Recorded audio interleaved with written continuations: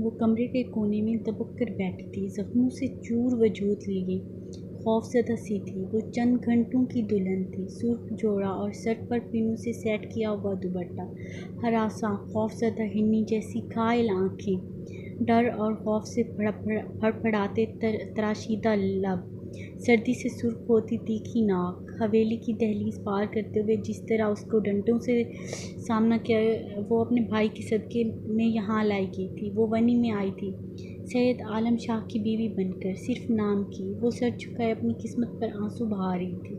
جب دھڑام سے دروازہ کھلا، مشل نے ڈرتے ڈرتے سر اٹھایا تھا۔ وہ دروازوں کے بیچ کھڑا سرخ نگاہوں سے اسے دیکھ رہا تھا۔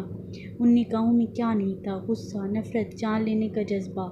مشل کا روم کانپ اٹھا تھا۔ اس نے سختی سے بیڈ کی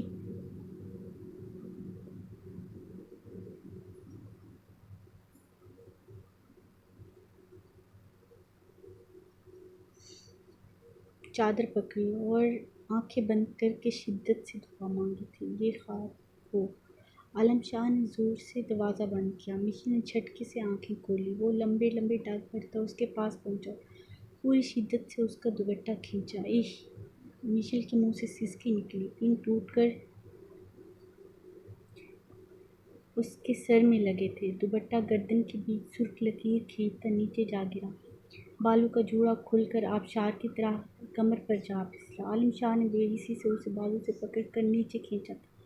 وہ گھسیٹتی ہوئی نیچے جا گری۔ عالم شاہ اسے دیکھتے ہوئے گھٹنوں کے بل نیچے بیٹھا۔ مشل سانس روکے پوری آنکھیں واقعی اس شخص کو دیکھ رہی تھی جس کے چہرے پر جنون درد تھا۔ وہ بہت غور سے اسے دیکھ رہا تھا۔